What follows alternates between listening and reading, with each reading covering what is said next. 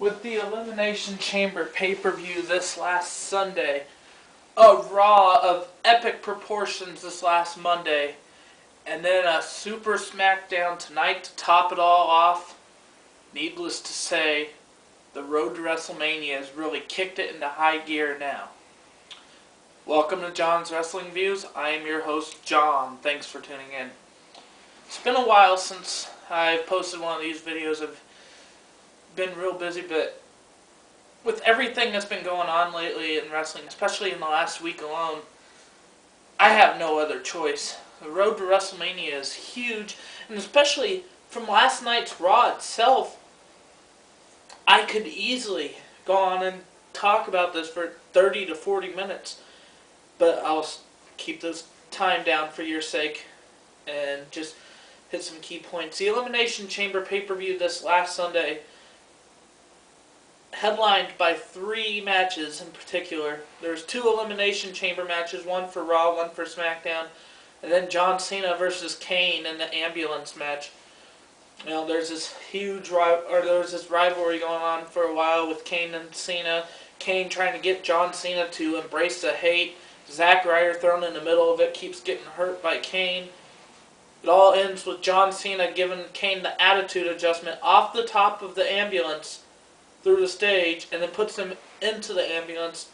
That rivalry over. Now John Cena can focus on his WrestleMania opponent for less than 6 weeks away now, The Rock. This coming Monday on Raw, The Rock will be there. John Cena has already started a war of words with him just this last Monday.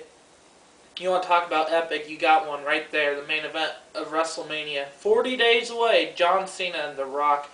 I can't wait.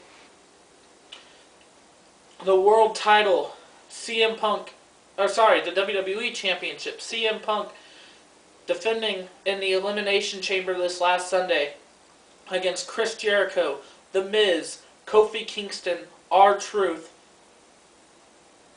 and Dolph Ziggler. A great match, I'd say.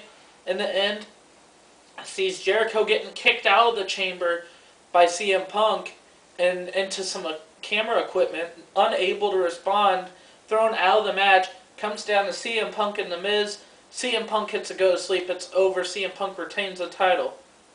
Later on in the evening, Daniel Bryan defends the world title in another Elimination Chamber with The Big Show, The Great Khali, Cody Rhodes, Wade Barrett, and yes, Santino Marella replacing the injured Randy Orton. A great Elimination Chamber once again, with the epic rise of Santino of all people.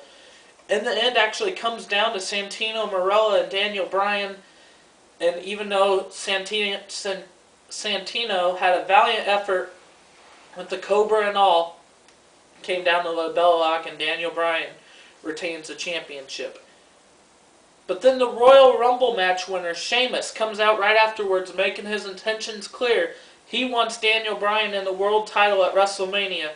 At WrestleMania in 40 days, Sheamus and Daniel Bryan for the world championship. I find it interesting.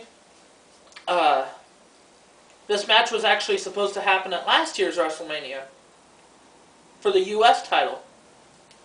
Roles reversed. Daniel Bryan was the face. Sheamus was the heel. It ended up being in the pregame show, which ended up turning into a battle royal. So it's the one match we were supposed to see last year that we didn't, and now it's one of the main events of this year's WrestleMania. Should be an epic match, like I've said before. But then that leaves a question of who's facing CM Punk for the WWE Championship at WrestleMania.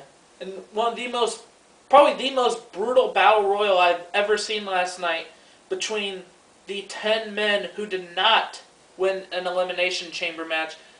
Chris Jericho earned the right to face CM Punk at WrestleMania. So it came down to Chris Jericho and The Big Show, and Cody Rhodes kind of costing The Big Show the match. Chris Jericho and CM Punk at WrestleMania. That's one I've been thinking about, the idea of anyway, since Jericho's getting ready to come back to WWE. If you recall my last video, should be an epic match. 2 amazing athletes. You put them in the same ring against each other. Yeah, it's going to be a great match. there's 3 matches I just mentioned that signed for WrestleMania. There's a 4th one, though. The Undertaker's made his return about a month ago and made his intentions clear. He wants to face Triple H at this year's WrestleMania. Undertaker beat Triple H last year, but then got carried out. As Triple H said, Undertaker won the fight but lost the war. Undertaker's not going to let that slide. He wants Triple H. Triple H wants nothing to do with it because Triple H says he knows in order to beat The Undertaker, he's got to end The Undertaker. That he's capable of beating The Undertaker, but it's bad for business. Undertaker made it quite clear that he's not taking a no for an answer. Shawn Michaels tried getting involved, trying to encourage Triple H to face The Undertaker. Finally, Triple H accepts, but under one condition. Undertaker, Triple H, WrestleMania 28. It ends. You know, you'd think maybe the retirement match of The Undertaker, but this storyline, this rivalry between these two legendary figures ends inside Hell in a Cell. Once again, talk about an epic WrestleMania. I can't wait. But that's all the time we have for tonight. Once again, thanks for tuning in. I'm John. Have a good one.